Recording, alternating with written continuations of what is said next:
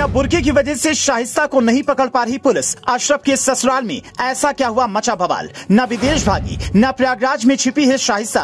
Police को शक है 6 महिलाओं के साथ मिलकर रच रही है खेल। पहले एसटीएफ हेड का बयान, अब 50,000 से 1 लाख इनाम करने की तैयारी। शाइस्ता के साथ क्या होने वाला है?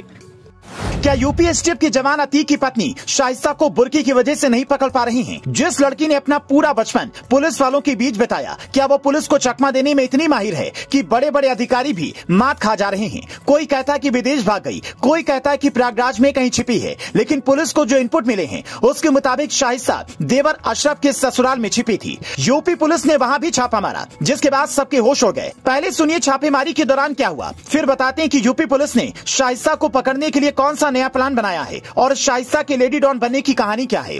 यूपी एसटीएफ के जवानों को यह खबर मिली है कि शाइस्ता अपने देवर अशरफ के ससुराल पिपरी के असरावल खुर्द और कला गांव में छिपी है, जिसके बाद पुलिस की टीम ने कई घरों में छापा मारा। बुर्के में दिखी महिलाओं को देखकर यहां भी कंफ्यूजन की स्थिति पैदा हो गई। आखिर में 4 महिलाओं समेत 9 लोगों को पुलिस अपने साथ लेकर चली गई। पुलिस को शक है ये शाइस्ता के संपर्क में थी। पुलिस के पास ये जानकारी है कि शाइस्ता और अतीक की बहन नूरी करीब आधा दर्जन बुर्का पहनी महिलाओं के साथ चलती हैं। शायद इसीलिए इन्हें ट्रेस करना मुश्किल हो रहा है। हालांकि बावजूद इसके यूपी एसटीएफ के हेड अमिताभ यश ने कुछ दिन पहले ही कहा था कि शाइस्ता और गुड्डू मुस्लिम दोनों को जल्द ही पकड़ा जाएगा, लेकिन फिलहाल मीडिया में कई तरह के दावे किए जा रहे हैं। दावा नंबर 1, शाइस्ता गुड्डू मुस्लिम उर्फ गुड्डू बम्बास के साथ कहीं फरार हो चुकी है। दावा नंबर 2, फिलहाल शाइस्ता अतीक की संपत्ति अपने नाम करवाने में जुटी है। दावा नंबर 3, उमेश पाल हत्याकांड से ठीक पहले शाइस्ता को 1 करोड़ 20 लाख रुपए मिले थे।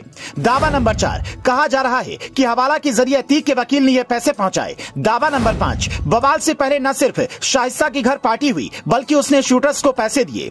ऐसे कई खुलासे रोज सामने आ रहे हैं, लेकिन सवाल यही है कि करीब 2 महीने से शाइस्ता परवीन कहां फरार है। अगर आप शाइस्ता की जिंदगी के पिछले पन्नों को खोलें तो पता चलता है कि अतीक से शादी से पहले क्राइम के नाम से ये डरती थी। प्रयागराज के दामूपुर गांव की रहने वाली शाइस्ता के पिता का नाम मोहम्मद हारून है, जो यूपी पुलिस में हेड कांस्टेबल थे। इस वजह से शाइस्ता का पूरा बचपन पुलिस लाइन में ही बीता। 4 भाई और 2 बहनों में शाइस्ता सबसे बड़ी रही। एक भाई मदरसे का प्रिंसिपल है, जबकि खुद शाइस्ता 12वीं तक पढ़ी लिखी है।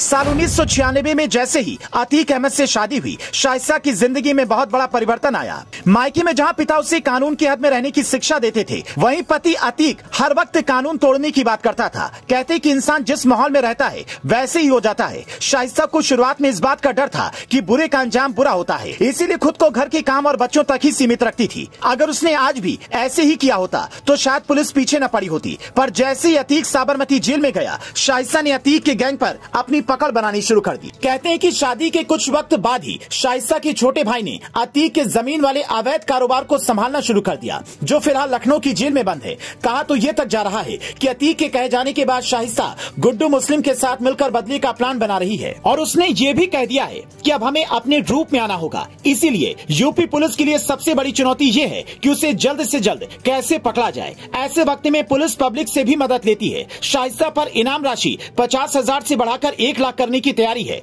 हो सकता है इनाम राशि बढ़ते ही कहीं से कोई सुराग हाथ लगे।